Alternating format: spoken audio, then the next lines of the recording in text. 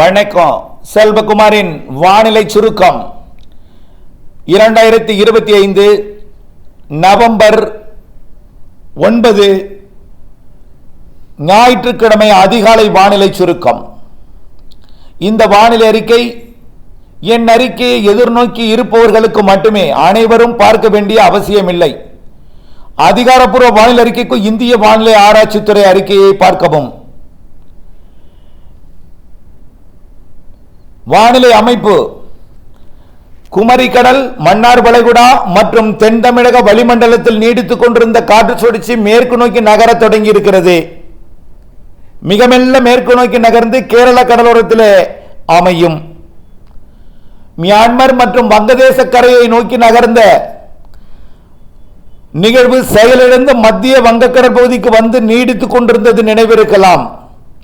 அந்த நிகழ்வு தாழ்வு நிலை மெல்ல தெற்கு நோக்கி வந்து இலங்கைக்கு அருகிலே நீடிக்க இருக்கிறது. ஒரு தாழ்வு நிலையாக புதிதாக அந்தமான் பகுதிக்கு வர இருக்கக்கூடிய ஒரு காற்று சுழற்சியும் இணைந்து புதிய ஒரு காற்றழுத்த தாழ்வு பகுதியை உருவாக்க இருக்கிறது. அதனை அடுத்து வரக்கூடிய 22, 23, 24, 25 தேதிகளில் தென்சின கடற்பகுதியிலிருந்து நிகழ்வு வந்து ஒரு தீவிர நிகழ்வை உருவாக்க இருக்கிறது. அது இந்த மாதம் 27ஆம் தேதி வரை மழைப்பொழிவை கொடுக்கும் என்று எதிர்பார்க்கப்படுகிறது.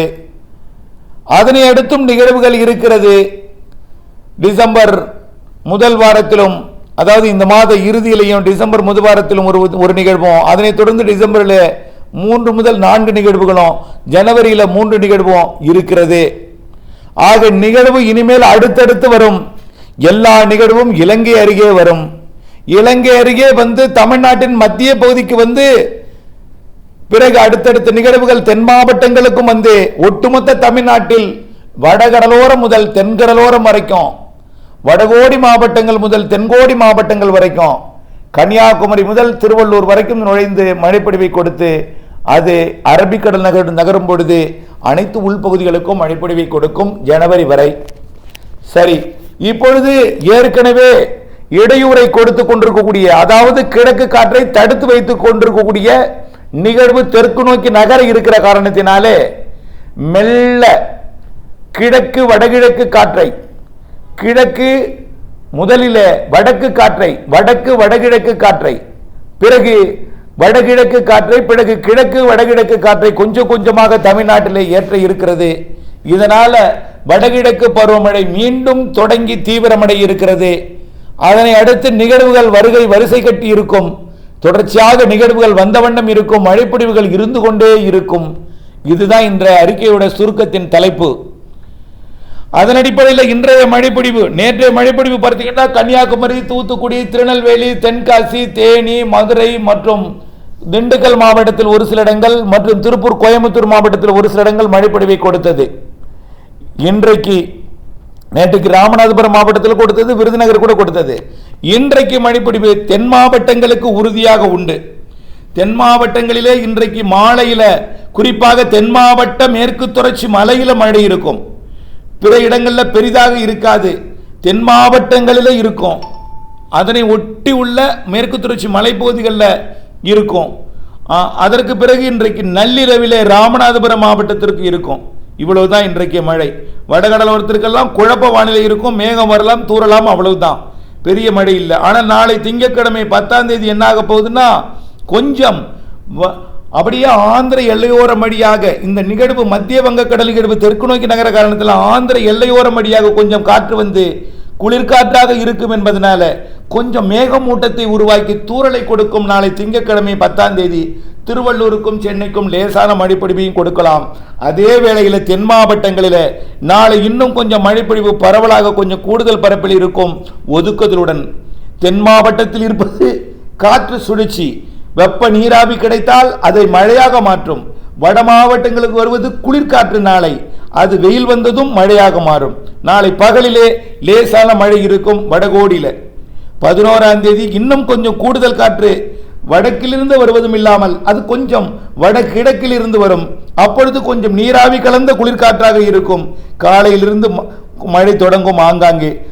அதாவது செவ்வாய்க்கிழமை காலை மதிய மாலை மழை இருக்கும். செவ்வாய்க்கிழமை காலை மதிய மாலை இருக்கும். அதுவே வெப்பமடைந்து மேற்கு தொடர்ச்சி மலையில் நல்ல மழை பொழிவை கொடுக்கும். 11ஆம் தேதி 12ஆம் தேதி அதிகாலையிலிருந்தே மழை இருக்கும். காரணம், அது கிழக்கு காற்று கடல் நீராவியை கொண்டு வந்து ஏற்றக்கூடிய காற்றாக இருக்கும். அதிகாலையிலிருந்து மழைப்பொழிவு வரக்கூடிய 12ஆம் தேதி மழைப்பொழிவு அதிகாலை மழைப்பொழிவாக இருக்கும். அந்த மழைப்பொழிவு அனைத்து மாவட்டங்களுக்கும் உள்ளே போய் ஆங்காங்கே கொடுக்கும். மேற்கு தொடர்ச்சி மலை மாவட்டங்கள் தென் மாவட்டங்களில் கொஞ்சம் கூடுதல் பரப்பிலே மழை இருக்கும், கடலோரமும் இருக்கும். 12ஆம் தேதி தென் மாவட்டங்கள், தென் கடலோரம், தென் உள்பகுதி, தென் மாவட்ட மேற்கு தொடர்ச்சி மலை கனமழை இருக்கும். வடகடலோரம் வட உள் பகுதிகளுக்கும் ஆந்திர கர்நாடக எல்லையோர பகுதிகளுக்கும் ஆங்காங்கே மழை நல்ல மழை இருக்கும். ஒதுக்கி இருக்கும். தெற்கே கூடுதலாக இருக்கும். மழை பிரச்சனை கொடுத்த மழை இல்லாத பகுதிகளுக்கெல்லாம் வரக்கூடிய 12ஆம் தேதி 11 இருக்கும். இன்றைக்கே தென் மாவட்டங்களுக்கு இருக்கும். நாளைக்கு இன்னும் கொஞ்சம் கூடுதலாகும்.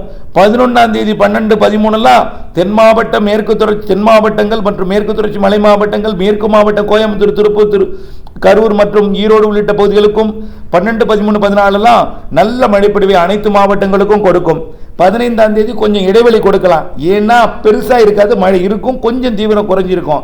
காரணம், அடுத்த நிகழ்வு அந்தமான் பகுதியிலிருந்து வந்து ஏற்கனவே மத்திய வங்கக்கடல் பகுதியிலிருந்து வந்து இலங்கை அருகே நீடித்துக் கொண்டு நிகழ்வு ஒன்றிணைந்து சற்று விலகி மீண்டும் தீவிரமடைந்து நெருங்கி 16ஆம் தேதியிலிருந்து மழைப்பொழிவை தொடக்கும். 16லிருந்து அனைத்து மாவட்டங்களுக்கும் மழைங்க.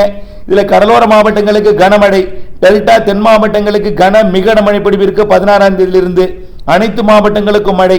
உள்ளே போக போக மழை அளவு குறைவாக இருந்தாலும் அனைத்து மாவட்டங்களுக்கும் மழை இருக்கும். 16, 17, 18, 19, 20, 21, 21ஆம் தேதி வரைக்கும் இந்த நிகழ்வு கடலோரம் நிறைய மழைப்பொழிவை கொடுத்துக்கொண்டு கடல் இலங்கை அருகேயே நீடித்துக் கொண்டிருக்கும். நெருங்கி தமிழ்நாடு வரும். இருந்தாலும் கரை கடக்காமல் கரை அருகே நீடித்துக் கொண்டிருந்து மழைப்பொழிவை தீவிரப்படுத்தியும் அவ்வப்பொழுது தீவிரம் குறைத்தும் தீவிரப்படுத்தியும் மழைப்பொழிவை கொடுத்து கொண்டே இருக்கும். 16லிருந்து 21ஆம் தேதி வரைக்கும் அனைத்து மாவட்டங்களுக்கும் மழை உண்டு. அடுத்தபடியாக தான் வரப்போகுது தென்சீன கடலில் இருந்து வரப்போகிற தாய்லாந்து வளைகுடா வழியாக மலேசியாவின் தெற்கு பகுதி வழியாக சுமத்ரா தீவை ஒட்டி வந்து அந்தமான் தெற்கு பகுதி வழியாக வரப்போகிற நிகழ்வு. அதுதான் ஒரு புயலாக சென்யார் என்கின்ற மழை தரும் புயலாக. காற்று அச்சம் வேண்டாம், காற்று பாதிப்பு இருக்காது. மழை தரும் ஒரு புயலாக சென்யார் என்ற பெயருடன் தீவிரமடைந்து தமிழ்நாட்டின் கரைக்கு நெருக்கமாக வரும். அந்த புயல் அது மழை தரும் புயல். அது சென்யார் என்ற பெயர் கொண்டிருந்தாலும் ஆழ்ந்த மண்டலமாக இருந்தாலும் அது தமிழ்நாட்டுக்குத்தான் அந்த மழைப்பொழிவு தரக்கூடிய நிகழ்வு என்பதை நீங்கள் புரிந்து கொள்ள வேண்டும். மியான்மருக்கோ ஒடிசாவிற்கோ மேற்கு வங்கத்திற்கோ எங்கும் போகாது, தமிழ்நாட்டிற்கு தான். அது திருவள்ளூர் முதல் அது இலங்கை வரைக்கும் உள்ள பகுதியில் கண்டிப்பாக ஏதோ ஒரு இடத்துல மையம் கொள்ளும், அது வழியே கடக்கும், அது வழியே நகரும். இருந்தாலும் காற்று பாதிப்பு இருக்காது, பயப்பட வேண்டாம். மழை நிறைய கொடுக்கும். ஆக தமிழ்நாட்டுக்கு வரக்கூடிய நிகழ்வு மழையை எதிர்நோக்கி இருப்பவர்கள், ஏரி குளங்கள் நிரம்பமா என்று எதிர்நோக்கி இருப்பவர்களுக்கெல்லாம் அது மழைப்பொழிவை கொடுக்கும். அதற்கு முன்பே இந்த 16 to 21 நிறைய மழைப்பொழிவை கொடுக்கும். அதுக்கு முன்னாடி உயிர் கொடுக்கும் மழையிலிருந்து நல்ல மழைப்பொழிவு வரை பெறக்கூடிய 11, 12, 13, 14 வரைக்கும் நல்ல மழைப்பொழிவை கொடுக்கும். அதுக்கப்புறம் 16 to 21, அதுக்கப்புறம் 22, 23, 24, 25 நிறைய மழைப்பொழிவை கொடுக்கும். 700 கிலோமீட்டர் தொலைவில் இருக்கும்போதே இங்க மழைப்பொழிவை தொடக்கணுங்க. 700 கிலோமீட்டர் தமிழ்நாட்டிலிருந்து கிழக்க 700 கிலோமீட்டர் இருக்கும்போதே மழைப்பொழிவை தொடக்கணும். ஏன்னா அரபிக்கடல ஒரு நிகழ்வு இருந்து அது இருந்துட்டே இருக்கும். அதனால மழைப்பொழிவு இரண்டு இணைப்பு சுழற்சியால பிணைக்கப்பட்டு மழைப்பொழிவு இருந்து கொண்டே இருக்கும். நெருங்க நெருங்க நெருங்க நெருங்க மழைப்பொழிவு அதிகமாகும். நெருங்கி கடக்கும் போது அதிக மழைப்பொழிவு இருக்கும். அனைத்து மாவட்டங்களுக்கும் நிறைய மழைப்பொழிவு தருவது 23, 24, 25. கரை கடந்து உள்ளே போனாலும் 26, 27 தேதிகளிலையும் மழைப்பொழிவு தொடர்ந்து கொண்டிருக்கும். அடுத்த நிகழ்வு பின்னாடியே வந்துடும். அதுவும் 28லேருந்து அடுத்த மழைப்பொழிவை தொடக்கணும் 7ஆம் தேதி வரைக்கும். அதுவும் வரக்கூடிய டிசம்பர் மாதம் 2, 3, 4, 5 தேதிகளில் அது நல்ல ஒரு மழைப்பிடிப்பை கொடுத்து அதுவும் கரை கடந்து போகக்கூடிய ஒரு வலிமையான நிகழ்வாக தான் இருக்கு. அதே போல டிசம்பர்ல 4 நிகழ்வும் ஜனவரியில் 2, 3 நிகழ்வும் இருக்கு. எல்லாம் இனிமேல் தமிழ்நாட்டுக்கு தான். தமிழ்நாட்டை தாண்டி வடக்கே போகாது. பெரும்பாலும் இலங்கை ஒட்டியே அமையும். இலங்கை ஒட்டி தெற்கு மத்திய வங்கக்கடல், தென்கிழக்கு வங்கக்கடலிலிருந்து தெற்கு மத்திய வங்கக்கடல், தென்மேற்கு வங்கக்கடல் மற்றும் இலங்கை மற்றும் அதனை ஒட்டியுள்ள மன்னார் வளைகுடா, பாக்ஜல சிந்தி பகுதி, தமிழ்நாட்டோட டெல்டா மாவட்ட கரையோர பகுதி, அதிகபட்சமா போனிச்சுன்னா வடகடலோரம். வடகடலோரம் எங்கு போகாத நிகழ்வு பெரும்பாலும் மத்திய பகுதியில் இலங்கை ஒட்டிய நிகழ்வு அமைந்து மழைப்பொழிவை கொடுக்கும். மத்திய பகுதியில் அமைந்து அனைத்து மாவட்டங்களுக்கும் சுழன்று தெற்கிலிருந்து வடக்கு வரை மேற்கு வரை சுழன்று மழைப்பொழிவை எல்லா மாவட்டங்களுக்கும் கொடுக்கும் என்பதுதான் இந்த ஆய்வறிக்கையின் சுருக்கம். மழைப்பொழிவு இனிமேல் தான் தொடங்க போகிறது. மெல்ல தொடங்கும். நம்பிக்கை வேண்டும். நல்ல மழை தர இருக்கிறது. படிப்படியாகத்தான் அது மழைப்பொழிவை ஏற்படுத்தும். படிப்படியாகத்தான் நிகழ்வோட தீவிரமும் அடுத்தடுத்த நிகழ்வு ஒவ்வொரு நிகழ்வை விட அடுத்த நிகழ்வு தீவிரம் இருக்கும். நிறைய மழைப்பொழிவு தரும் என்ற நம்பிக்கை வேண்டும். இணைந்திருங்கள் அப்டேட்ஸுடன். நன்றி.